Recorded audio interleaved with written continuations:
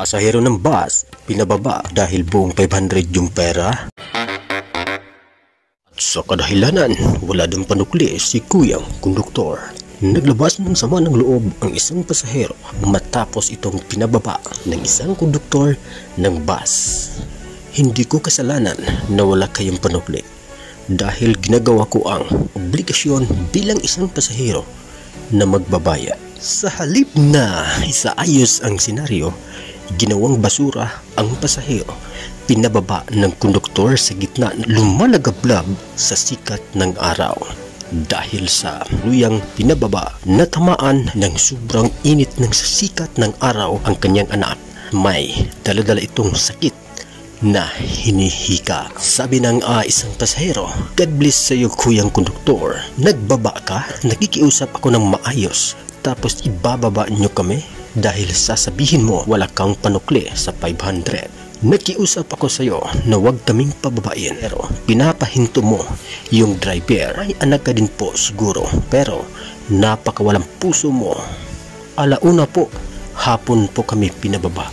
Napakainit para pababain mo kami. Sa init ng araw, ang hika ng anak ko dahil wala kang kaawaan." Bilang isang Pilipino, sandamakmak ang komento ng mga netizen. Napakawalang awa si kuyang konduktor, pinababa niya sa tindi ng init. At bolta naman sa isa, meron din niyang ganyan sa jeep. Walang panukli, pababain ka, danas ko. Ito dati. Tapos may na-encounter din ako na dalawang babae, may bata at isang buntis, dahil wala din silang pangya. Gusto ko silang pababain ng driver. Ang ginagawa ng isang babae ay nilibre na lang daw niya ng pamasahe kaysa mahirap bumaba na may kasamang bata. Ay ipapadala ito sa opisina, itong mga litrato nyo para mabigyan ng aksyon at ipablatter nyo muna sa barangay at hingi kayo ng mensahe para sa at hingi kayo ng assistant para sa proper complaint.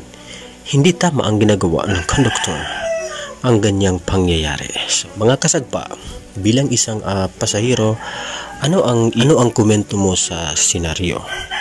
So based sa aking natutunan mga kasagpa, kapag mga ganon, pwede na po akong makipagtalo sa scene at hindi talaga ako bababa dahil nagbabayad naman ako ng tama.